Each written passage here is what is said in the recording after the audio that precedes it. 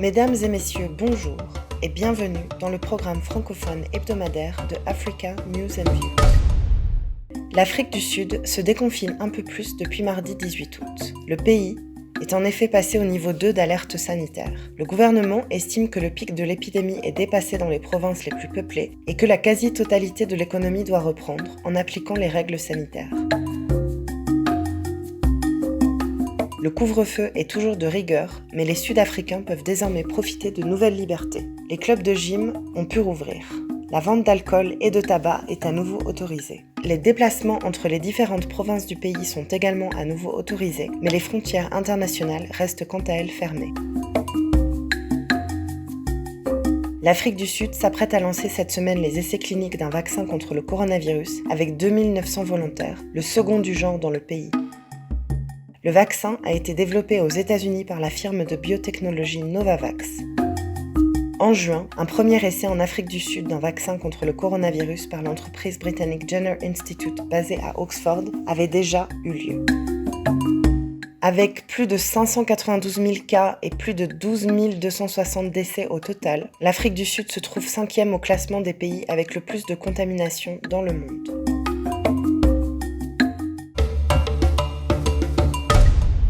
La Banque africaine de développement est saluée par les producteurs burkinabés de karité. La BAD a en effet soutenu la filière ces dernières années afin de permettre aux producteurs de tirer davantage de bénéfices de leur production. Au Burkina Faso, le karité est le 3e produit d'exportation du pays. L'intervention de la Banque africaine de développement a permis de former une centaine d'organisations. De la collecte jusqu'à la commercialisation du karité sur la qualité, les notions de marketing et de commercialisation du karité. Pour l'exportation, les principales destinations sont la France, le Ghana, la Malaisie, les Pays-Bas, l'Allemagne, le Danemark, le Ghana, le Togo et l'Inde. Une initiative solidaire a été lancée il y a 2 semaines par la diaspora malgache en France.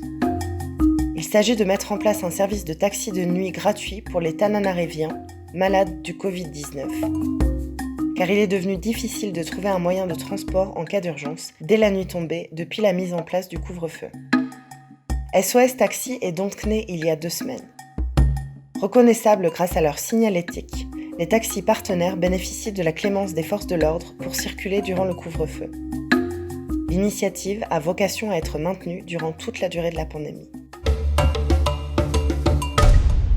Comme de nombreux pays, le Rwanda se trouve dans l'impossibilité de tester chacun de ses citoyens en raison d'une pénurie de kits de test. Les chercheurs ont créé une approche innovante qui attire l'attention au-delà du continent africain, un algorithme qui affine le processus de test groupé. La méthode requiert quelques manipulations supplémentaires avant de pouvoir procéder au test. En mélangeant 10 échantillons dans un seul test, il y a de fortes chances que le test soit négatif. Le prochain groupe de 10 est alors testé. En cas de résultat positif, il suffit de tester un à un les échantillons présents dans le groupe pour trouver le ou les prélèvements infectés. Les résultats, qui ont démontré la rapidité et le très faible taux d'erreur de la méthode, ont convaincu le gouvernement rwandais d'adopter ce modèle de dépistage par mélange. Cela a permis à l'État de tester, en date du 23 juillet, un total de 231 186 personnes et de contenir, pour le moment, l'épidémie. La méthode, développée par Wilfried Ndifon, biomathématicien camerounais et directeur de recherche de l'Institut africain des sciences mathématiques à Kigali, va être adaptée en un logiciel qui guidera les techniciens de laboratoire en minimisant l'erreur humaine. Le célèbre chanteur nigérian Burna Boy vient de sortir son nouveau CD Twice as Tall. Ce nouvel album comprend de nombreux featuring avec de grands artistes comme Youssou N'Dour ou encore Chris Martin de Coldplay. Après ce programme, vous pourrez voir une de ses chansons, Wonderful.